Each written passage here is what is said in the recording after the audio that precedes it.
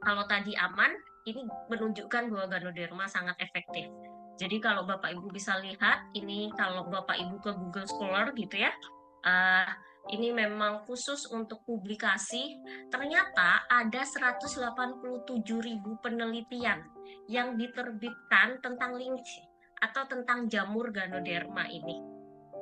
Nah, banyak penelitian tentang linci ini di seluruh dunia. Jadi, uh, ini dalam waktu 0,03 detik keluar 187.000 hasil. Jadi ini membuktikan bahwa nggak hanya Swanghorst yang melakukan penelitian, tapi bahkan peneliti seluruh dunia itu menunjukkan hal ini gitu. Nah, kenapa bisa sampai seperti ini jumlahnya? Berarti yang pertama, karena memang ada menunjukkan hasil. Biasanya peneliti akan lihat kok hasilnya seperti ini, perlu dikonfirmasi, perlu dilakukan penelitian. Berarti memang bisa untuk berbagai macam penyakit yang oh ya, ini linci ini bisa buat ini, bisa ini, perlu dikonfirmasi, perlu dilakukan penelitian. Jadi membuktikan bahwa Ganoderma itu memang sangat efektif. Nah, ini fungsi-fungsinya. Jadi apa aja gitu ya kandungan-kandungannya. Ganoderma tuh punya banyak bahan fungsional. Kalau Bapak Ibu bisa lihat, di sini ada namanya adenosin, sterol, sama sitosan. Itu tuh dari tubuh Ganoderma. Nah, fungsinya apa?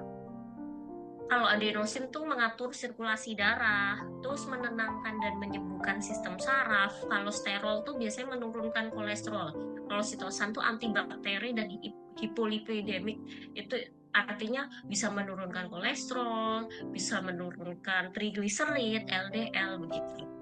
Nah, yang selanjutnya adalah Ganoderma lucidum peptida. Jadi ini ada ada kandungannya.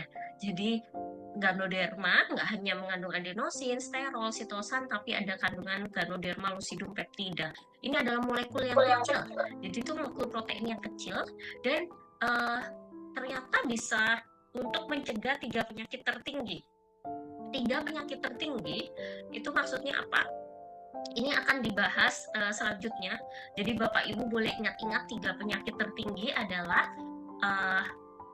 tinggi tekanan darah tinggi atau hipertensi, terus hiperlipidemia atau kolesterol tinggi gitu ya, trigliserid tinggi, LDL tinggi, terus yang selanjutnya adalah diabetes mellitus atau tingginya kadar gula darah.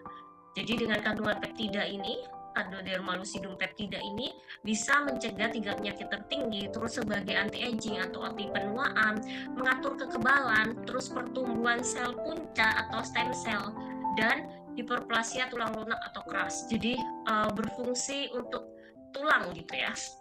Nah, selain itu ada yang namanya Ganoderma lucidum polysaccharida.